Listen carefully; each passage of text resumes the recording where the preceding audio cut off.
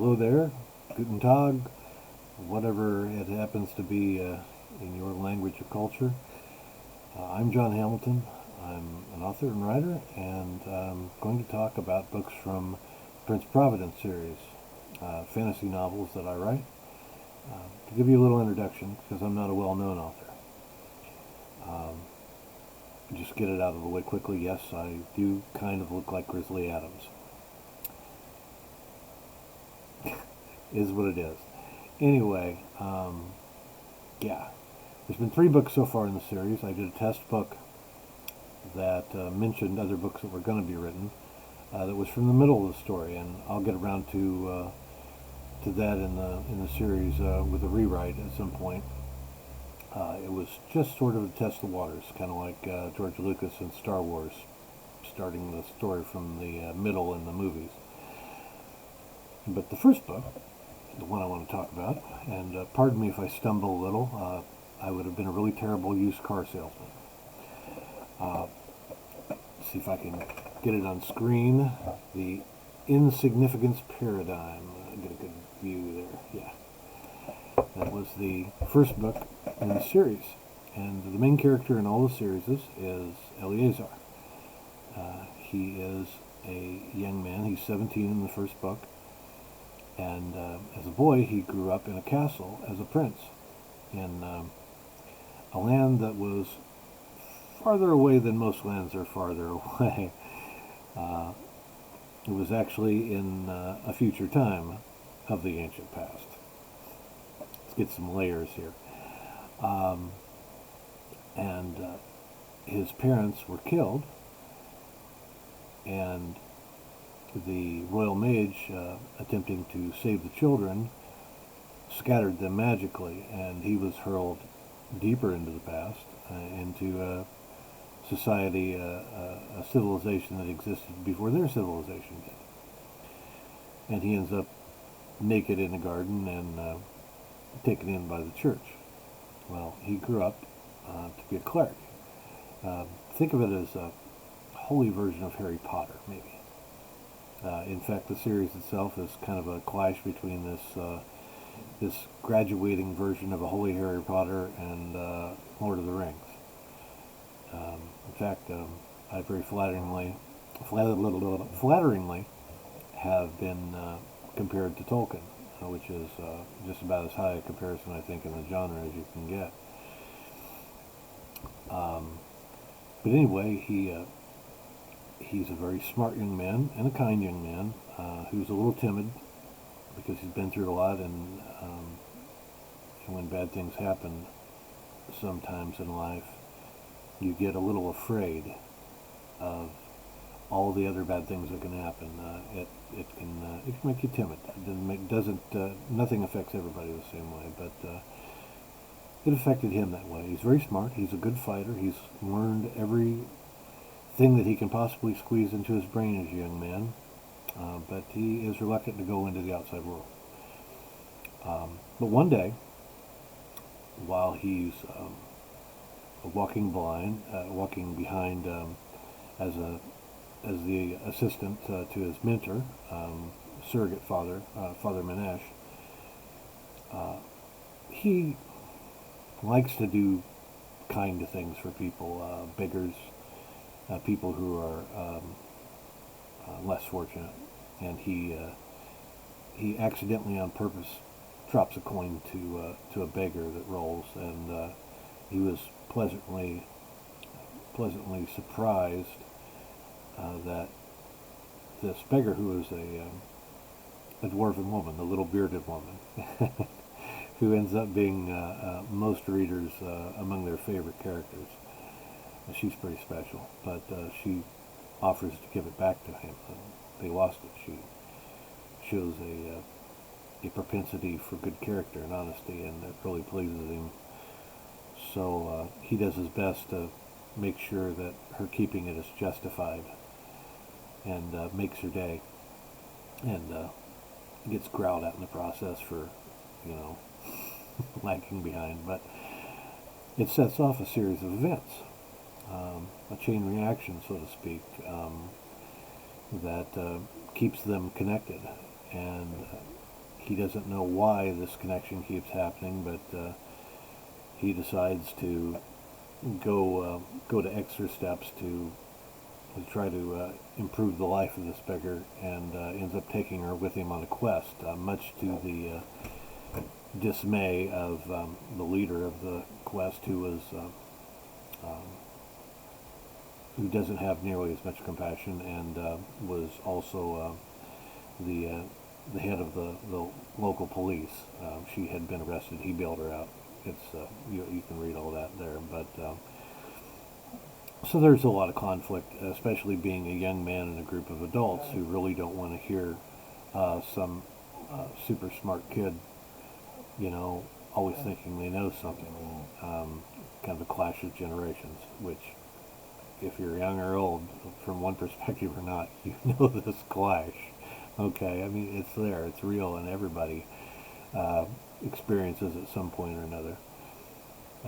But also going along on the trip is his best friend, who's recently completed his training with the Provincial Army. He was always a different character, while the main character, Eleazar, was reserved and risk averse. He was rather risk addicted, and much more ambitious. So they tend to clash, but at the same time, he kind of mutually falls. He falls for this young woman on the quest, who's a druid, and she. This is an interesting world because there's a lot of science has advanced a lot more in the thinking of the people of this society. Khalees is the name of the druid, and she's well educated, and she actually is a specialist. In modern terms, you might call her like an animal biologist or something like that. She specializes in animal species and things like that. So it's a little bit different organization than you would see in a typical Tolkien work. But she sees the character of this young man and becomes attracted to it, and she's very attractive, and he as much as he fights it, he can't help himself because, I mean, he's, your rules of engagement are not, you're still human, so, it's kind of a difficult thing. He's trying to navigate being a teenager and dealing with emotions and hormones and all these kinds of things going on. But they end up in a dangerous place. There's a lot of mayhem, and there's some losses that have to be endured, which is a little harder for him because of his past. And he has to go through that and learn to, I don't know if you make peace with loss or, you say you get over it, but that's not really an accurate description. You find a place of inner peace where you can live with loss, I think. But that's what he's got to get into. But the moral of the story, the real moral of the story, and the reason the book got its name, The Insignificance Paradigm, is that's what he learns this particular time out. He learns a very important lesson, that the choices that he makes, the choices that everyone makes, are not necessarily as insignificant as they seem, even if that choice in that moment is. The best way to describe it is there is dew on a leaf, and the dew forms a droplet, and the droplet falls from the leaf and lands on a smooth pond. A ripple goes out from the impact of the droplet on the pond, and it goes, even when you can no longer see the ripple's still moving through the water. It goes all the way to every side. Imagine going a little deeper in that. Imagine there's a fish swimming in the water, and there's a little piece of debris kind of floating in the water, and shifts in such a way that it spooks the fish. It turns a different direction instead of the direction it was going, which would have led it to be eaten. That's the insignificance paradigm. Little things, and in this case in the story, little things have a way of altering the way the fabric of the universe is assembled. And he realizes at this point, through the course of things, that the choices he made were directly responsible for how the end of that story in particular came about, how the ending happened, and very well could have been a different ending, and that's what he recognizes, and so he becomes much more acutely aware at a young point in his life the importance of choices and the interconnectedness of life and choices. Another example, and I think it's important, which is why I'm offering it, is that you have two atoms in a vacuum, or we could say you have scores of atoms in a vacuum, and two atoms in particular happen to collide. They exchange electrons. There's a particular change.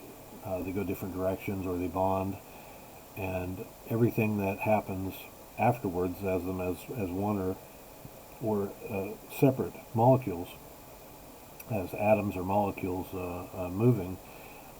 Everything that happens after that is completely new territory. Whatever might have happened if they had never impacted is completely changed from its original course that it might have been if they had never impacted. So that's another way to explain what he's learned and what the insignificance paradigm really means. But it's a fun adventure. It's a little bloody at times. It can. I don't hold back in telling things in a way. I don't sugarcoat the way reality. It's funny talking about reality in a fantasy story, but there's a lot of reality sometimes in fantasy too. I try to keep it real, and there's some interesting knowledge and science that's thrown in there. But it's available on Amazon or Barnes and Noble. I'm pushing it as a screenplay right now, really with the whole series. So I hope that interested you a little, and I may talk more about it in the future. But that's my introduction to the insignificance paradigm.